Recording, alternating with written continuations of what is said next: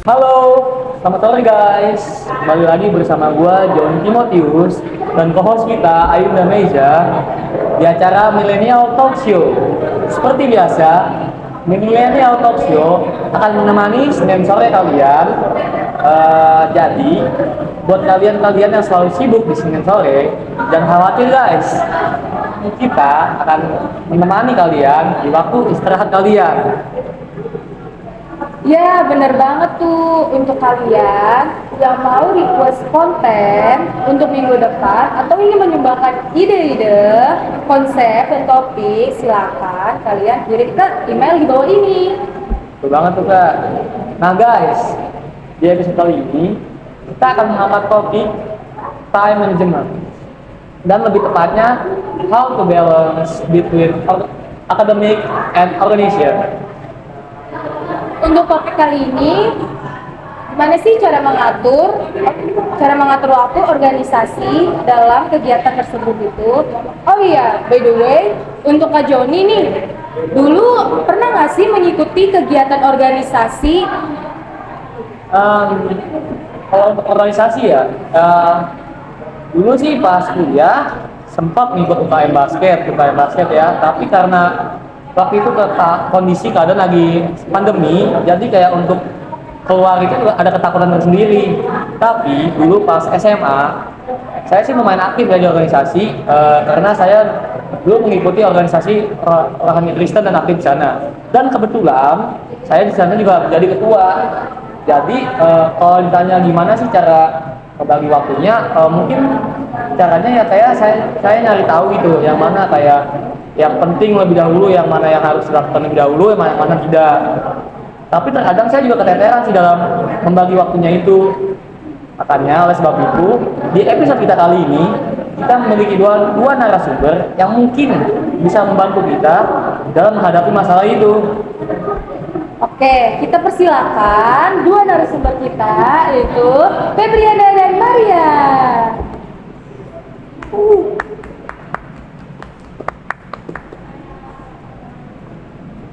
Halo Kak Maria, Kak Febri. Hai. Silakan dong perkenalan dengan singkatnya. Oke, perkenalkan di sini nama aku Maria Alvarina. Aku di sini dari program studi ilmu komunikasi dan sekarang masuk semester 3. Oke, nah aku dulu ya. Oke. Hai semuanya, kalau aku Febriana Eka, sama seperti Maria, aku juga ambil ilmu komunikasi dan semester 3 juga. Keren. Ilkom nih guys. Berarti kalian ini ya demen show off ya, tampil gitu ya? Iya dong. Iya, kita anak ilkom tuh suka flexing. Iya, betul. Dengar-dengar kalian berdua ilmu komunikasi nih. Terus semester 3 juga. Jangan-jangan kalian satu kelas ya? Kebetulan sih bener banget kata Kak Ayunda, kita sama-sama satu kelas. Iya. Menarik ya guys, mereka satu kelas nih. Nah, nih Kak, kita kan dulu kan aku ambil prodi akuntansi tuh ya, jadi aku nggak tahu tuh prodi Ilkom tuh gimana ya Kak. Kakak boleh kasih tahu nggak tuh prodi Ilkom tuh gimana sih Kak? Kalau prodi Ilkom itu kita lebih berfokus untuk disiapkan gimana caranya jadi public relation yang baik, terus juga gimana caranya kita berhubungan dengan media dan mengelola media itu sendiri dan gambar-gambarannya. Iya, jadi kayak yang udah dibilang Kak Febriana, kita anak Ilkom itu berfokus ke hal-hal yang berbau branding, media, dan berbicara atau mengatur publik lah. Iya, betul. Gitu. Ilkom itu kan ada banyak prodi ya. Oh iya. Peminatannya apa aja sih? Oh, kalau untuk peminatan di BSI sendiri khususnya kita ada 2 peminatan. Ada yang PR atau public relation, ada juga yang BC atau broadcasting gitu. Kakak sendiri apa PR ya tadi ya? Iya, kita berdua PR. Kita berdua kebetulan public relation ya. Peminatan PR plus minusnya apa tuh Kak? Untuk plus minusnya apa ya? Kalau public relation itu yang pertama kita jadi lebih tahu nih gimana caranya mengelola branding sebuah perusahaan, sekaligus gimana caranya kita bisa terhubung dengan media-media yang ada supaya kita bisa menjaga branding dari perusahaan tersebut. Tapi mungkin minusnya adalah Iya, Yang di Indonesia tuh kurang apa ya? di Indonesia tuh dipakai kurang gitu. dipakai Iya. public relation soalnya range gajinya relatif tinggi. Iya, tinggi. Seru juga ya Kak Yunda ya, apa yang itu mereka bilang. Iya. Nah, ini nih kan tema kita kan pada kali ini tentang membagi waktu atau memanage waktu nih. Aku ingin nanya dong, kalian nih berdua ikut organisasi nggak ya? Kita kebetulan berdua juga ikut organisasi. Oh, Kita ikut organisasi yang sama Yang kebetulan sama juga. juga ya. Terus Untuk kalian berdua ikuti organisasi apa aja sih? kita yang sama itu ikut organisasi Himakom atau Himpunan Anak Ilmu Komunikasi, dan kalau kemarin nih ada yang lain nih dia nih. Iya, jadi selain di Himpunan Mahasiswa Ilmu Komunikasi atau Himakom, Ya. aku ikut yang lain yaitu UKM Jurnalistik di BSI. nah sebelum kita jauh ke apa itu makom dan jurnalistik, aku ingin tahu dong pendapat kalian nih kakak-kakak berdua ini, apa sih nilai positif kita sebagai mahasiswa atau pelajar nih ya, ketika kita join tuh ke organisasi gitu, apa sih Bu? Kalau untuk sisi positifnya itu kita bisa apa ya, lebih untuk belajar gimana cara public speaking, ngomong dengan banyak orang kan biasanya gugup tuh. Nah di organisasi kita bisa bantu tuh latihan, terus juga kita bisa punya banyak relasi dan apa ya, bisa mengembangkan potensi dan bakat yang lain selain ngomong pastinya public speaking. Iya, terus kayak aku nambahin ya dari yang kata Febriana, menurut aku sendiri kelebihan ikut organisasi itu dia bisa jadi tempat atau sarana kita untuk melepas penat dari akademik atau kuliah, biar gak cuma ngampus pulang tapi kita punya tempat nongkrong yang disebut keluarga lewat organisasi gitu sih. Keren ya. Terus tadi kan kalian berdua kan tuh bilang kan balik lagi nih kita ke topik ikut Himakom dan ikut jurnalistik. Ya. Itu sepertinya kayaknya bisa kayak kakak-kakak berdua jelaskan gimana sih itu organisasi apa? Kalau untuk Himakom sendiri itu kita berfokus untuk mengembangkan potensi dan skill anak-anak di prodi ilmu komunikasi, khusus hanya di BSI aja nih gitu kan. Jadi nggak boleh dari prodi lain juga, nggak boleh masuk gitu karena kan judulnya adalah himpunan anak ilmu komunikasi gitu. Nah kalau jurnalis gimana? Kalau jurnalistik dia beda sama himpunan karena dia base-nya itu nggak dari Ilkom aja, dia isinya dari berbagai prodi yang ada di kampus itu gitu. Jadi dia ada anak ilmu komputer, ada anak manajemen, ada anak akuntansi jadi satu, yang mana berusaha bersama-sama mencapai tujuan dari jurnalistik itu sendiri untuk menjadi seorang jurnalis yang bisa menyebarkan informasi atau berita-berita terupdate terkini gitu. Sangat menarik ya. Mungkin dari Kak Yunda ada yang ingin tanyakan? Oh iya, kan kalian punya organisasi nih ya? Iya. Aku mau nanya nih, kegiatan organisasi Hikmakom dan jurnalistik itu apa aja sih kegiatannya? Di Himakom itu kan tadi seperti yang sudah aku bilang, kita mengembangkan potensi dan skill anak ilmu komunikasi.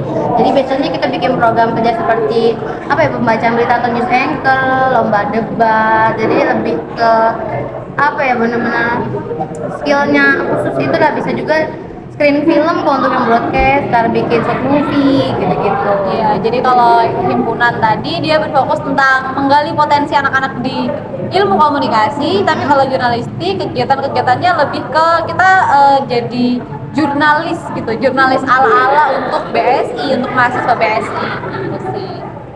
Oke, menarik ya guys untuk kita dengarkan tadi.